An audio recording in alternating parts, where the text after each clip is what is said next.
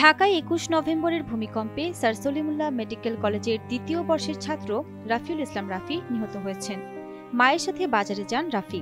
বাজার থেকে ফেরার পথে ভবনের ছাদ ধসে পড়ে মা ও ছেলে গুরুতর আহত হন এবং হাসপাতালে রাফি মারা যান। মা এখনও চিকিৎসাধীন, তাই মাকে ছেলের মৃত্যু সম্পর্কে জানানো হয়নি।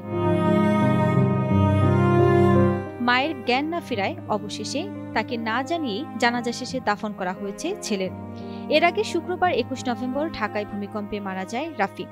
তিনি স্যার সলিমুল্লাহ মেডিকেল কলেজের দ্বিতীয় বর্ষের ছাত্র। তার বাড়ি শহরের খান্দারে মিশন হাসপাতালের পাশে। বাবার নাম ওসমান গনি। তার বাবা বগুড়া সরকারি কারিগরি কলেজের অধ্যক্ষ। তার মা এখনও হাসপাতালে চিকিৎসাধীন। তবে ২২ নভেম্বর বাদ জোহর শহরের সূত্রাপুর কেন্দ্রীয় ঈদগাহে রাফিউল ইসলাম রাফির জানাজা হয়েছে। জানা গেছে, রাজধানীর বংশালের কসাইটুলি এলাকায় মায়ের সাথে বাজার থেকে ফেরার পথে শক্তিশালী ভূমিকম্পে একটি ভবনের ছাদের রেলিং ভেঙে পড়লে ঘটনাস্থল থেকে মা ছেলে গুরুতর আহত হয়। এরপর দুজনকে মিটফোর্ড হাসপাতালে ভর্তি করা হলে চিকিৎসক রাফিকে মৃত ঘোষণা করেন। অপরদিকে রাফির মা এখনও মাথায় গুরুতর আঘাত পেয়ে চিকিৎসাধীন রয়েছেন। রাফেলের বাবা ওসমান গনি জানান, ডাক্তারের পরামর্শে রাফির মাকে ছেলের মৃত্যুর খবর দেওয়া হয়নি।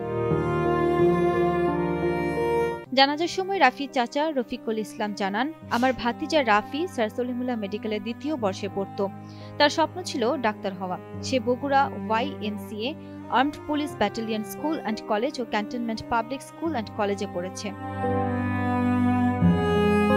প্রাণঘাতী ভূমিকম্পে রাফি হারিয়ে গেলেও তার মা চিকিৎসাধীন থাকায় মৃত্যুর খবর জানানো হয়নি। রাফির স্বপ্ন ছিল চিকিৎসাবিদ্যায় অবদান রাখার।